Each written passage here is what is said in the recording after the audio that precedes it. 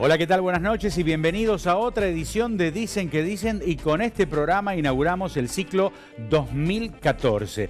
En el programa de hoy vamos a tener la presencia del periodista Pepe Eliashev, el analista político, a propósito de este comienzo accidentado del año, política en general. Y vamos a estar con Miguel Viñaski, filósofo, también periodista, quien acaba de escribir La Dueña, uno de los libros más vendidos del país, refiriéndose a la presidenta de la Nación. Así que con Pepe Eliashev, con Miguel Viñaski, hacemos esta edición de Dicen que Dicen, ahora auspicios. Auspician este programa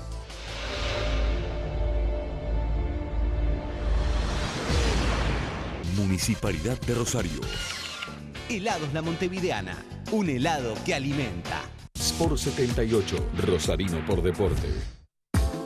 Rodicio, una invitación a disfrutar sin límites. Ciudad Rivera, Ciudad Rosario. www.empresaargentina.com.ar. La fuerza del trabajador está en la UATRE.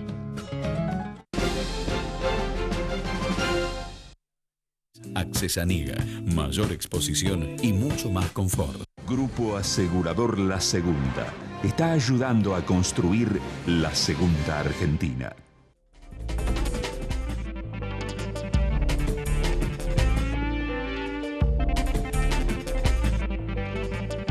La actualidad política, uno de los periodistas más reconocidos, Pepe Eliashev. Bienvenido al programa, Pepe. Hola Alberto, muchas gracias y también un placer para mí conversar con vos. Igualmente, Pepe. Bueno, finalmente el gobierno tuvo que aplicar recetas de manual, blanquear el INDEC, terminar el capítulo con Repsol, intentar cerrar con el Club de París y el Fondo Monetario. ¿Cómo juega la política en un año donde la economía tiene tanto peso, Pepe? Hay que reconocer que el gobierno tiene en este sentido una cintura plástica, desconcertante. Así como dice una cosa, dice la otra. Y en apenas 45 días cambió completamente el decálogo oficial. Así que pasamos en ese elenco que vos mencionaste de una cosa a la otra. Y naturalmente que la política alternativa, quienes se plantean de alguna manera como una opción para 2015, se tienen que adecuar a unos tiempos en donde el gobierno a veces te corre con la ideología y a veces hace pragmatismo puro. Lo que se advierte es que fundamentalmente del lado de lo que podemos llamar en la Argentina, con todo lo que esto tiene de genérico peronismo, hay una voluntad de Sergio Massa de competir por fuera de lo que va a ser en definitiva una suerte de conglomerado o de compacto kirchnerista peronista. Esto es Daniel Scioli. Ahí tenemos dos protagonistas importantes. Y por el otro lado, digamos, entre quienes no se reconocen ni se identifican como peronistas, naturalmente ese espacio todavía muy genérico, todavía muy lleno de problemas, llamado socialdemócrata, progresista o de centroizquierda, y Mauricio Macri, que lenta y silenciosamente sigue construyendo en todo el país. Yo veo ahí cuatro pilares, Alberto, cuatro columnas, pero en un país como la Argentina todavía sigue siendo muy temprano para poder decir que esto es el escenario definitivo. Hace casi 3 meses, Cristina movió una pieza diferente, apareció Capitanich y se abrió la disputa interna de cara a la sucesión, ¿no? ¿Al oficialismo le rindió traerlo al gobernador del Chaco a la Casa Rosada como jefe de gabinete? Aparentemente poco. En un primer momento la respuesta, inclusive de los medios de comunicación, fue muy promisoria, fue muy esperanzada. Era tanto el apetito que había luego de la gestión realmente mediocre y opaca de Abal Medina, que la presencia de un hombre que hablara, que aunque tan luego hablara, mirá a qué punto hemos llegado en la Argentina, Alberto, permitió de algún modo generar, pero por muy pocas horas, un clima de cierta recuperación de la confianza. Pero se ha disuelto muy rápidamente. Este mismo hombre de la política chaqueña, que aparecía como un presidencial para 2015, se autoaniquiló, o el propio sistema kirchnerista, que es de altísima concentración y de altísima verticalidad, lo terminó liquidando. Yo veo hoy por hoy más que nada a un vocero, que es el que habla todas las mañanas, pero dificultosamente creo que él ya pueda cambiar, Capitanich, ese lugar en el que se ha autoencerrado. Pepe, en el oficialismo, Daniel Scioli, Florencio Randazzo, Sergio Uribarri, hasta el propio Aníbal Fernández se anotan para la carrera rumbo al 2015. Dividir el poder, no nombrar a ningún heredero, ¿es una estrategia para no debilitarse? El gobierno va cambiando sus estrategias conforme las situaciones se van dando. Hay que tener en cuenta, al menos es mi modo de ver las cosas,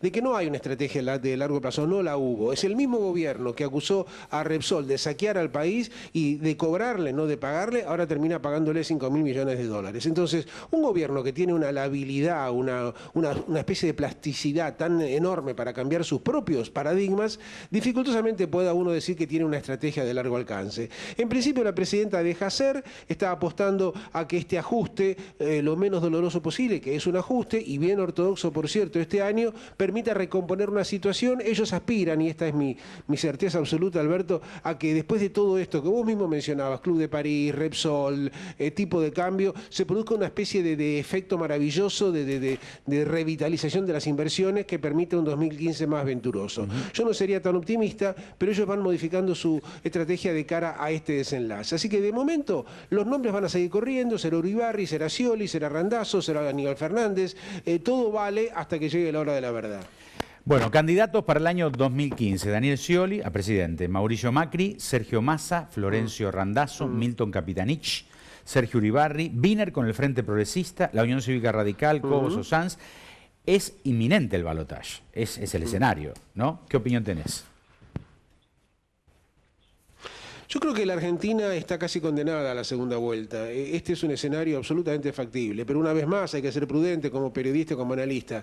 Lo que hoy es en el verano todavía de 2014 parece inevitable, en el otoño o en la primavera puede cambiar. Lo que yo diría es que es muy poco factible que en las elecciones de octubre de 2015 alguien gane en la primera vuelta. Me parece que es un escenario casi imposible. Y hay que pensar sobre todo de cara a este lugar, a este desenlace, a este escenario. Una segunda vuelta en donde seguramente los primeros candidatos van a tener que recomponerse, van a tener que arreglar. También hay una posibilidad de una modificación en la ley de las primarias abiertas, Alberto, la idea de que las fórmulas puedan ser cambiadas. No te olvides que ahora se vota con fórmula cerrada.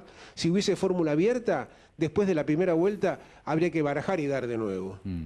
La estrategia de Cobos de unir la oposición, aunque después la minimizó, sonó compleja y retrotrae a la alianza quizás.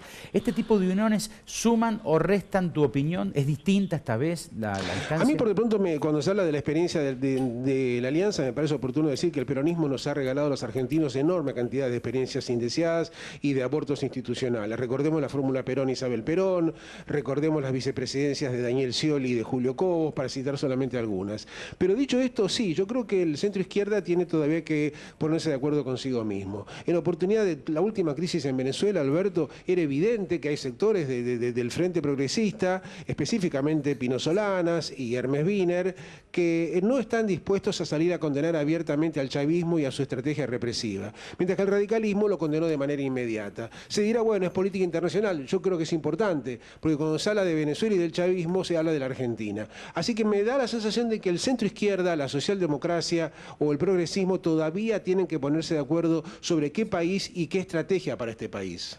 Y pensando en lo regional, ¿cómo ves la situación de Venezuela y qué puntos de contacto encontrás con lo que ocurre en nuestro país, con la Argentina, Pepe? Hay muchos puntos de contacto y sobre todo hay algunas sospechas y hay algunas cuestiones intimidatorias. Los puntos de contacto es esta idea de que se dialoga solamente cuando se está al borde del precipicio. Que ahora Nicolás Maduro esté llamando a la paz y a los mismos que llamaba fascistas y mercenarios y agentes de la CIA los invite a dialogar, está hablando de un cambio. En la Argentina pasó un poco parecido con todas las diferencias del caso. Estamos lejos de Venezuela, no tenemos un ejército ideologizado completamente, aun cuando el nombramiento de César Milani da que pensar. Pero los puntos de contacto son esos, los países con mayor inflación en América Latina, los países con menor transparencia institucional, los países más sospechados de corrupción oficial. Todo eso creo que es mucho como para comenzar a preocuparse. La paritaria docente dejó en evidencia que ni los gremios afines a la Casa Rosada pueden reducir sus pedidos en virtud de la presión de las bases. ¿El escenario económico post-devaluación puede unir a las centrales obreras, sindicales, Pepe? Y la prueba de fuego de Cristina a partir de este otoño de 2014 tiene que ser esa, va a ser esa inevitablemente, porque una cosa es cambiar el paradigma y salir en los medios y otra cosa es cuando empiece a esto a impactar en el bolsillo de la gente, Alberto.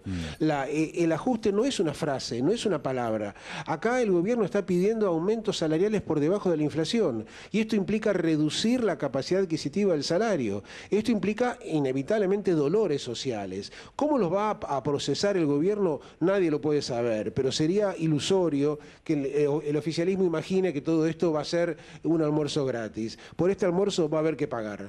¿Y cómo ves al movimiento obrero argentino, no? ¿Podría apoyar a un gobierno que no sea peronista alguna vez? La verdad que no. Y la principal preocupación radica en un movimiento sindical que a lo largo de las décadas sigue reiterando su voluntad de adherirse a un partido político y de formar parte inclusive del protocolo oficial.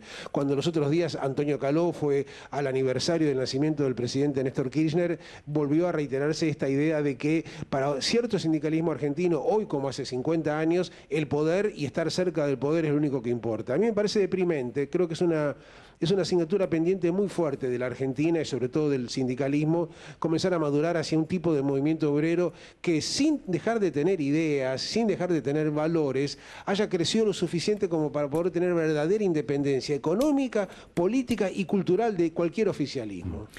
Se ve una Cristina dando buenas noticias y sobrevolando los temas, ¿no? Y se lo ve a Capitanich y a Kicillof metidos en la economía y también en la gestión de todos los días. ¿Esto mejoró de alguna manera la imagen de la presidenta, esta estrategia? Yo pienso que no, Alberto. Yo pienso que esa estrategia fue perfectamente estéril. Basta ver los resultados. Han ocultado la inflación, se han manejado con medios de comunicación que decían que todo estaba muy bien, han negado o subestimado la inseguridad, han acusado al mundo de infinidad de complots y la realidad va por otro lado. A veces me pregunto yo desde una no sé, razonabilidad elemental, si dentro del oficialismo alguien no se pone a pensar seria y humildemente de qué valió tanta creación de relato y de escenario. En definitiva, fue el propio general Juan Domingo Perón que decía que la única verdad es la realidad. Y la realidad no parece, Alberto, demasiado compaginada con toda la cháchara ideológica de los últimos años. Pepe, ¿cómo crees que reaccionará la política en general en un año en que parece venir un ajuste, ¿no? Tu opinión. Yo tengo esperanzas de que las reacciones van a ser y están siendo positivas y sobre todo mesuradas. Nadie le está pidiendo a nadie que se vaya. En la oposición yo veo mucha prudencia, repito la palabra, mucha tranquilidad, mucha serenidad, esperar que el propio gobierno se haga cargo de sus propios resultados. No nos olvidemos que este gobierno tiene 11 años en el poder. Seguir hablando del helicóptero de la Rúa y de la época de Menem y de la época de Alfonsín es realmente arcaico, por no decir estéril. Así que es bueno que en todo lo que queda de poder del kirchnerismo los resultados de lo que ellos han hecho los asuman ellos. Yo veo en general, tanto en Sergio Massa, en Mauricio Macri como en el centro izquierda, una actitud de mucho cuidado, de mucha contención y de mucha prudencia. ¿Y cómo ves al Frente Progresista con Hermes Wiener a la cabeza? Una realidad exitosa en la provincia de Santa Fe, que está por verse en el ámbito nacional. Santa Fe no es un gobierno socialista, es un gobierno socialista radical y yo no me he cansado de decirlo. Acá en Buenos Aires se suele decir que es un gobierno socialista. Claro que hay un gobernador socialista, pero también es cierto que ese gobierno no tendría ningún tipo de posibilidad de perpetuarse sin la existencia de un frente en el cual los radicales son importantes. Ahora, fuera de Santa Fe, Alberto, está por verse. Repito, ahí va a tener mucho que ver el debate, la discusión ideológica, que no es una cuestión para universitarios, porque de lo que se pongan o no de acuerdo estas personas deriva su propuesta para el país. Pepe, queremos agradecerte este momento, como siempre, muy amable. Un abrazo grandote. Gracias. No, por favor, gracias a vos, Alberto, y mucha suerte. Chao, Pepe. Pepe Eliashev. Cuando regresemos, vamos a estar con Miguel Viñaski. Ha escrito un libro junto a su hijo Nicolás, La Dueña, uno de los libros más leídos en este momento en el país. Se refiere a la presidenta de la Nación. Enseguida.